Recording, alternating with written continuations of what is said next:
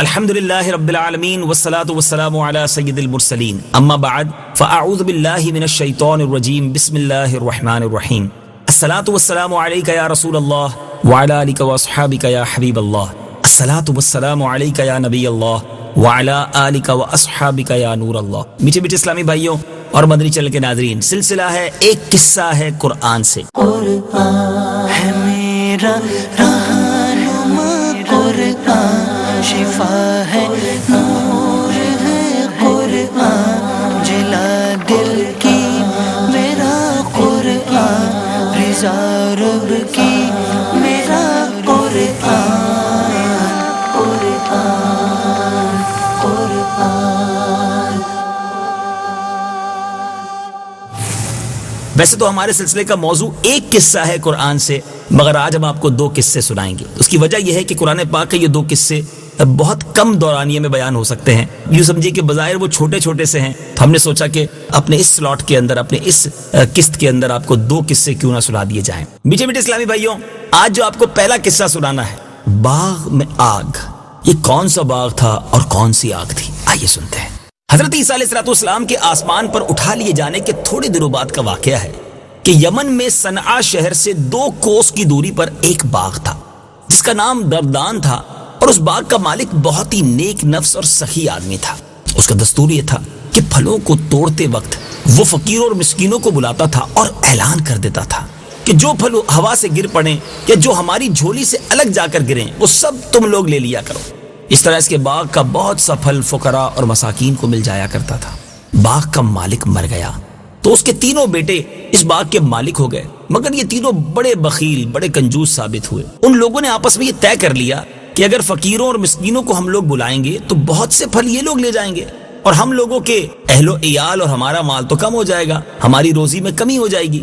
چنانچہ ان تینوں بھائیوں نے قسم کھا کر یہ طے کر لیا کہ سورج نکلنے سے قبل ہی ہم جا کر باغ کا پھل توڑ ڈالیں تاکہ فقراء اور مسکین کو پتہ ہی نہ چلے۔ چنانچہ ان لوگوں کی بدنیتی کی نحوست نے یہ اثر بد دکھایا۔ اللہ تعالیٰ نے ان کے باغ میں ایک آگ بھیج دی جس نے پورے باغ کو جلا کر خاک سیاہ کر ڈال، اور ان لوگوں کو اس کی خبر بھی نہ ہوئی۔ یہ لوگ اپنے منصوبے کے مطابق رات کے آخری حصے میں بڑی خاموشی کے ساتھ اپنے باغ میں پھل توڑنے کے لیے روانہ ہو گئے۔ راستے میں چپکے چپکے باتیں کرتے تھے تاکہ فقیروں اور مسکینوں کو خبر نہ ہو جائے۔ اللہ اللہ اللہ۔ لیکن جب یہ لوگ اپنے باغ میں پہنچے، وہاں جلے ہوئے درختوں کو دیکھ کر حیران رہ گئے۔ چنانچہ ایک بول پڑا کہ ہم شاید راستہ بھول کر کسی اور جگہ چلے آئے ہیں، مگر ان میں سے جو بنسبت دوسرے بھائیوں کے کچھ نیک نفس تھا، اس نے کہا کہ ہم راستہ نہیں بھولے، بلکہ اللہ تعالیٰ نے ہم لوگوں کو پھلوں سے محروم کر دیا ہے، لہٰذا تم لوگ خدا کی تسبیح پڑھو۔ تو سبوں نے یہ پڑھنا شروع کر دیا، سبحان ربنا انا كنا ظالمین، یعنی ہمارے رب کے لیے پاکی ہے اور ہم لوگ ہی یقیناً ظالم ہیں، ہم نے فقراء اور مساکین کا حق مار لیا۔ پھر وہ تینوں بھائی ایک دوسرے کو ملامت کرنے لگے اور آخر میں یہ کہنے لگے جو انہوں نے کہا وہ قرآن مجید میں موجود ہے، آئیے سنتے ہیں۔ عسى ربنا أن يبدلنا خيرا منها إنا إلى ربنا راغبون۔ ترجمہ، امید ہے کہ ہمارا رب ہمیں اس سے بہتر بدل دے، یقیناً اب ہم اپنے رب کی طرف ہی رغبت رکھنے والے ہیں۔ حضرت عبداللہ ابن مسعود رضی اللہ تعالیٰ عنہ نے فرمایا کہ ان لوگوں نے سچے دل سے توبہ کر لی تو اللہ تعالیٰ نے ان لوگوں کی توبہ قبول فرما لی، اور پھر ان لوگوں کو اس کے بدلے ایک دوسرا باغ عطا فرما دیا جس میں بہت زیادہ اور بہت بڑے بڑے پھل آنے لگے۔ اس باغ کا نام حیوان تھا، اور اس میں ایک انگور اتنا بڑا ہوتا تھا کہ اس کا ایک خوشہ ایک کھچر کا بوجھ ہو جایا کرتا تھا۔ ابو خالد یمانی کا بیان ہے، میں اس باغ میں گیا تھا تو میں نے دیکھا کہ باغ میں انگوروں کے خوشے حبشی آدمی کے قد کے برابر تھے۔ آپ غور کر سکتے ہیں کتنے بڑے بڑے پھل۔ توبہ کے بعد، ندامت کے بعد رب نے کتنی ساری برکتیں عطا فرمائی۔ سبق کیا ملا؟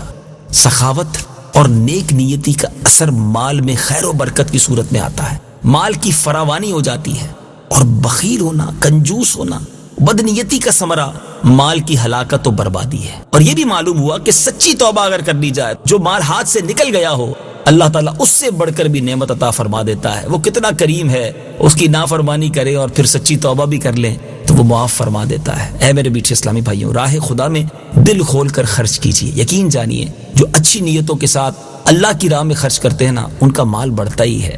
اور جو بخیل بن جاتے ہیں، کنجوس بن جاتے ہیں، اللہ کی راہ میں خرچ نہیں کرتے بلکہ زکوٰۃ بھی پوری نہیں دیتے، کبھی کبھی ایسا نقصان ہوتا ہے کہ سب کچھ ہاتھ سے چلا جاتا ہے. تو ہمیں اللہ کی راہ میں دل کھول کر خرچ کرنا چاہیے، غریبوں مسکینوں کی مدد کرنی چاہیے. اللہ مجھے بھی اور آپ کو اپنی راہ میں دل کھول کر خرچ کرنا نصیب فرمائے. آمین بجاہ النبی امین صلی اللہ تعالی علیہ وسلم. آئیے اب سنتے ہیں دوسرا قصہ. آج خاتون جنت بی بی فاطمہ رضی اللہ تعالی عنہا کے 3 روزوں کی بات کرنی ہے. سبحان اللہ. حضرات حسنین کریمین یعنی حضرت حسن اور امام حسین رضی اللہ تعالیٰ عنہما بچپن میں ایک مرتبہ بیمار ہو گئے تو مولا علی اور بی بی فاطمہ حضرت فدا رضی اللہ تعالیٰ عنہم نے ان شہزادوں کی صحت کے لیے 3 روزوں کی منت مانی. اللہ تعالیٰ نے دونوں شہزادوں کو شفا دے دی. جب نظر کے روزوں کو ادا کرنے کا وقت آیا تو صبر روزے کی نیت کر لی.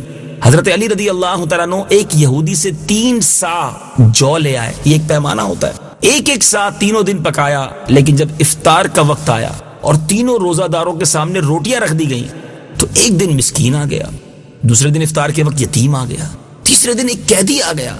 اور جب دروازے پر آ ہی گئے اور روٹیوں کا سوال کیا تو سخی کا گھرانہ تھا، کیسے خالی ہاتھ لوٹایا جاتا. تینوں دن افطار کے وقت وہ روٹیاں جو ہے وہ سائلین کو دے دی، مانگنے والوں کو دے دی، اور صرف پانی سے افطار کرنے لگے اور اگلا روزہ رکھتے رہے. اللہ اللہ. حضرت فدا رضی اللہ تعالی عنہا جو تھی وہ بی بی فاطمہ رضی اللہ تعالی عنہا کے گھر کی خادمہ تھی. یہ 3 روزے کیسے یادگار بن گئے کہ قرآن مجید میں ان 3 روزوں کا تذکرہ ہے. اللہ تبارک و تعالی نے اپنے پیارے محبوب علیہ الصلوۃ والسلام کی پیاری بیٹی کے گھر کی اس پیاری سی داستان کو اپنے قرآن میں کس پیارے انداز میں بیان کیا ہے. آئیے سنتے ہیں اور ایمان تازہ کرتے ہیں.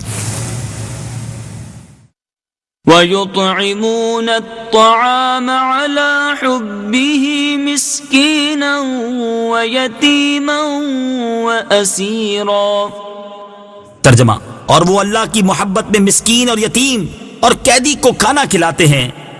انما نطعمكم لوجه الله لا نريد منكم جزاء ولا شكورا.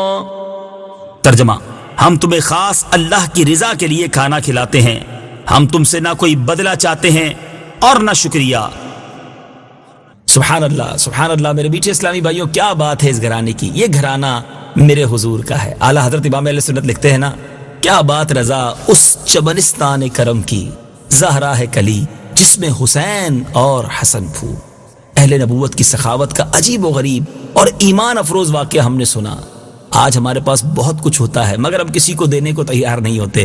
ان کے پاس جو کچھ تھا وہ سب دے دیا کرتے تھے. افطار کے وقت تو انسان کی ویسی کیفیت کھانے پینے کی کتنی زیادہ ہوتی ہے، لیکن وہ بھی اس وقت بھی ایثار کرنا، اس وقت بھی غریبوں کی مدد کرنا.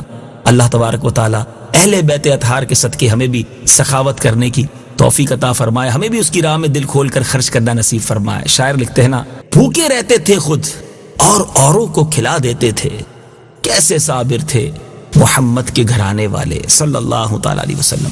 اللہ ان کے صدقے ہمیں بھی سخاوت کی دولت نصیب فرمائے. مدنی چینل دیکھتے رہیے، انشاءاللہ اگلے سلسلے میں ایک اور قصہ قرآن کا لے کر حاضر ہوں گے. صلو علی الحبیب صلی اللہ تعالی علی محمد صلی اللہ علیہ وسلم.